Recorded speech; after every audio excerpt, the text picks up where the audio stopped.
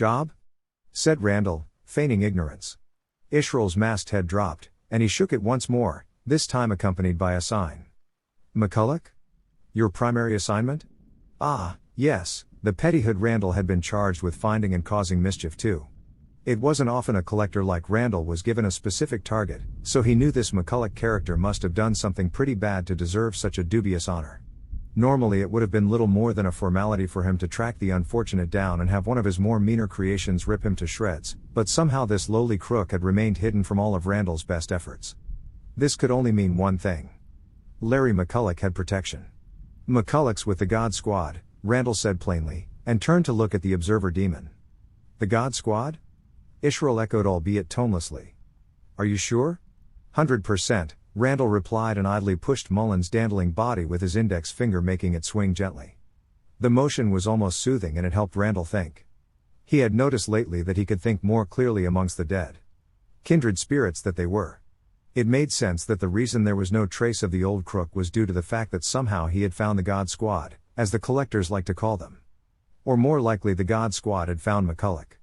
The schoolgirl in the cheap Halloween mask began pacing the floor. Randall watched it and was now beginning to regret the illusion as it was starting to creep even him out, which was no small achievement. But how? Israel asked. We have no outward connection to McCulloch. How could they possibly know we are seeking him? Beats me, Randall said with a shrug. If he was honest, he didn't really care. If anything, it made the chase all the more worthwhile. Who knows, maybe it would lead to a good old-fashioned showdown. It had been years since the last really decent one of those. But let's face it. I don't even know what the connection is. Remember? This stopped Israel in his tracks, and Randall thought he heard the demon mutter something from under the mask. When Randall had been given the assignment, he had been told by Israel in no uncertain terms that the connection between this petty crook and the forces of darkness was on a strictly need-to-know basis. Although it was irrelevant for his job, Randall knew that these days the forces of darkness did more and more covert business with those in the mortal world. Mostly delving into the world of underground crime whose population didn't ask too many questions about who or what they were doing business with. As long as the money was good, they could handle the rumors about the dubious nature of their silent partners. The deal was always mutually beneficial, as the fight against good didn't fund itself. Even those in the devil's employ need cold hard cash sometimes. Randall himself, as a frontline soldier, rarely got involved in such dealings as he liked to work alone, but sometimes, as with the case of Larry McCulloch, he had no choice but to interact with mortals again. If this is true, Israel said, and putting his girly hands behind his back began pacing again. It complicates matters. Randall watched the absurd creation pace away. Makes things more interesting, that's all. He patted his pockets again but remembered he was all out of smokes. But he did remember the late Mr. Mullen had been a smoker, which was one of his few vices until of course he added murder and suicide to them. So Randall reached up and rummaged through the dead man's pockets and was rewarded with half a pack of cigarettes and a cheap plastic disposable lighter. He offered a cigarette to the schoolgirl. Smoke, sweetheart? But all this earned him was what he took for a look of contempt from beneath the mask. Suit yourself. He lit one and took a long drag. Ah, that's better, he sighed. And not for the first time he wondered what was the point of a dead soul collector having nicotine withdrawal. He just didn't get. In fact, there are many things about being a collector that just didn't make any sense. Take the whole pain thing. Randall was dead. Wasn't he? Shot to death in an alleyway in New York, circa 1925, he had the memories and the scars to prove it. Christ, he'd even seen the crime scene photographs. Yet he could still feel, not just pain but discomfort, cramp, the nicotine thing, not to mention hunger. Although he was pretty sure he couldn't starve to death, he could feel everything. And it was, to be frank, a pain. When you are quite finished daydreaming, collector, Israel said, pulling Randall back to the situation at hand. What are you going to do about our little problem? Everything's under control, Randall said in between drags on the cigarette. We might not be able to get to McCulloch just yet. But we can get to his lawyer. Thomas Whitaker? You know where he is? Randall dropped the remains of his cigarette and ground it into the carpet with his heel. Although this was technically a crime scene and would be subject to a thorough forensic going over when the bodies were found, the one thing collectors didn't need to worry about was DNA on a cigarette butt. No, Whitaker's protected too. So we'll just have to find him the old-fashioned way. Humans? Israel asked, his voice as close to incredulous as it was possible to get. Humans, Randall said. It shouldn't be too hard. Half the criminal underworld is after these two. A word in the right ear will get me all the help I need. I've arranged for a couple of babysitters to meet me up north. I just made it clear that we were to be put at the top of the pecking order so that if anyone does find them, they come straight to us first. Or else, as they say. Israel shook his masked head. This is all too public for my liking. There's far too much interaction with their kind as it is these days. It increases the chance of exposure. Rumor of our existence is one thing, that's fine, it creates fear. But when does rumor become fact? That's what worries me. Here we go again, thought Randall, the precious rules. But the truth of the matter was that he was looking forwards to the interaction with real people. It was something he genuinely missed. Besides, compared to Israel, he would welcome the company of the Pope himself, even if he was sending him straight back to hell in a handcart. You worry too much, Israel. Who knows, a little detective work might actually turn out to be fun. Fun? Israel squared up to Randall as best he could considering his current diminutive stature. This is a very serious matter, Collector, just watch how you conduct yourself with these mortals. He jabbed a tiny finger up at Randall, but even with his arm at full stretch it barely reached his chest.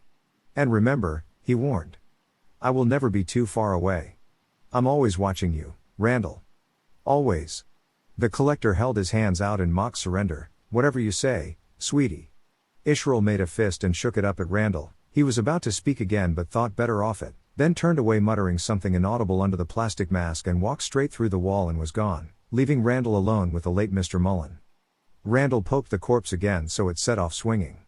Yes, company with a pulse would make a refreshing change all right. Considering the nature of his job, Father Nichols was used to stunned silences. These usually occurred after the Vatican Accounts Department had questioned his latest expenses claim. Or when he gave the Cardinal a blow-by-blow account of his trip to the Chinese-Tibetan border where he had witnessed the aftermath, alas always the aftermath, of a suspected collector's effect on a small Buddhist monastery there. He shuddered even now 5 years later at that one. 15 monks all drowned themselves quite willingly, apparently according to the only survivor, who had been dragged out of the water before death took him, much to his distress, at the behest of a water demon who had taken up residence in the monastery's well. Yes, Nichols believed in telling it like it is, regardless of how outlandish the information was. He'd done just that with Larry, giving him a brief but relevant history of the war against evil, a war he had told the old crook he was now slap bang in the middle of. Of course at first McCulloch had scoffed and complained, who wouldn't when faced with the realization you had inadvertently double-crossed the devil and as a result now had one of the deadliest collectors on your trail, with an army of diabolical tricks and creatures up his sleeves. But as Nichols continued to change slowly came over McCulloch, that cocky self-assured facade began to slip more and with it the wisecracks and denials died up altogether. It had only taken 15 minutes but he had seen Larry McCulloch's whole belief system crumble down around him and he hadn't taken it well. He had been sitting in that all too familiar stunned silence with the old crook for a full 5 minutes and could almost hear the cogs turning in his head. As Nichols watched him he wondered what the villain was thinking. Bullshit, bullshit, bullshit. The word bounced around Larry's skull like a stuck record, repeating it over and over, but the word lost a little more validity with every repetition. But it was all bullshit. Wasn't it? Sure, he'd heard the rumors, but he had dealt with these people before, albeit indirectly, so had many others he could name. They were always 2 steps removed, a contact from a contact somewhere away from the action. They paid the bills but stayed in the periphery, which suited everyone. But there was still the rumors, no one ever came right out and said it. That would be silly, wouldn't it? They were powerful for sure and clandestine to a fault, so what? But evil? Come on, Larry didn't believe in all that crap. They were, at best, some shady cult, that's all. Besides, the devil's money spends just as well as anybody else's, right? Not that he had believed for a second in any of that. He was always more than happy to take on a job for them. Which usually involved transporting some lost soul or other, strange turn of phrase that he suddenly realized, apt but that's all it was, just a saying, didn't mean shit, transporting some person here. Or dumping a body there. Easy money. But the Polish gig had been a little different. Get 6 scrawny-looking unfortunates from Warsaw to London, no questions asked. It had been too easy just to go through with it as planned. So he had done a burn on them and the 6 Poles had never made it to the UK, he had sold them on in France to God knows who, and they were never seen again. Is what this was all about? 6 missing illegal immigrants? Surely not. He'd been warned not to do it, but if he was honest, the group's reputation had just made him want to scam them all the more. Bullshit, he said plainly with a shake of the head. You know it's not, Larry. Nichols replied. He looked down at the tea tray on the table between them, the contents of which was long cold by now. Ha, You would say that, Padre. There can't be a God without a devil, right? It was a good argument Larry knew but didn't change a damn thing. Believe what you like, Larry, Nichols said almost coldly. In the end it doesn't really matter. But like it or not, dark forces are at work in the world. And the people you ripped off in Poland? They are amongst the darkest. He fixed McCulloch with his best hard stare. And they want you, Larry, in the most terrible of ways. There was a time, and not that long ago, when Larry would have laughed in the priest's face. Dark forces? Bollocks. But not now. The crushing sense of the reality of his situation sucked any bravado he had left right out of him. So all he could manage as a riposte was, yeah? Well, they can just get in line with every fucker else. It was only now that Larry realized he and the priest were alone. He hadn't even noticed Peroni leave or that arsehole Lewis come in with the tea. He wondered if they were all in the kitchen along with the kid Jeff having a good laugh as Larry's life disappeared down the toilet. The priest leant forwards with a frown that seemed permanently etched on his face. That's just it. There isn't anyone else after you, not anymore. A month ago every low-life and crooked politician in Europe wanted you dead. But these people have warned everyone off. No matter how powerful they might be, they've been told in no uncertain terms to leave you alone. Now that has to tell you something about whom has that kind of power. Nichols let the statement hang heavy in the air, and for want of something better to do while it did, he poured himself a tepid cup of tea. Larry watched him pour and take a sip of tea, which apparently, judging by the look on his face, didn't taste quite as bad as the thought it might. Larry looked down at his own cup, which he hadn't touched. He could see the thin layer of skin on top caused by the milk turning cold, which was testament to how long it had been standing there. An enemy even more powerful than a crooked government politician? Once upon a time Larry would have taken no small amount of pride in that. All you have is us, Nichols said, breaking the silence. Hadn't Lewis said something similar? All you have is us, and how sad is that? I understand they call us the God Squad, so I hear. Nichols added before taking another sip. You know, I think I could get used to cold tea. I mainly work out of the Vatican, it's all coffee over there. The God Squad, Larry said, trying the phrase on for size. It didn't sit well at all, even with all this talk of demons and Vatican coffee. Nichols put down his cup. We are the light against the darkness that is stalking you. Larry looked at Nichols. Yes, he wasn't dreaming, the priest had actually just said that with a straight face. Fuck.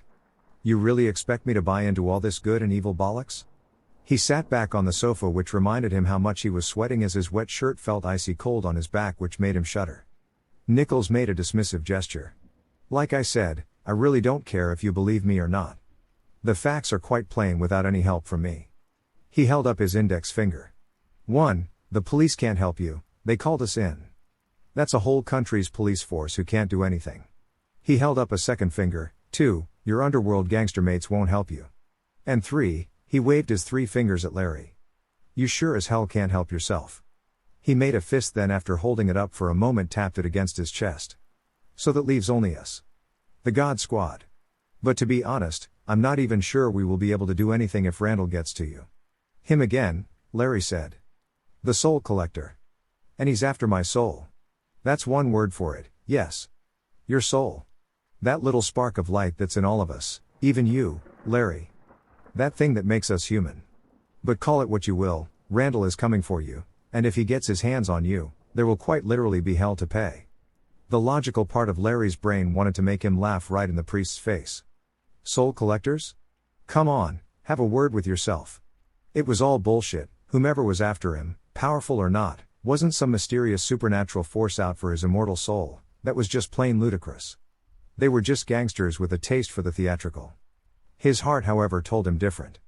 He was in a world of shit with the devil's hitman after his arse.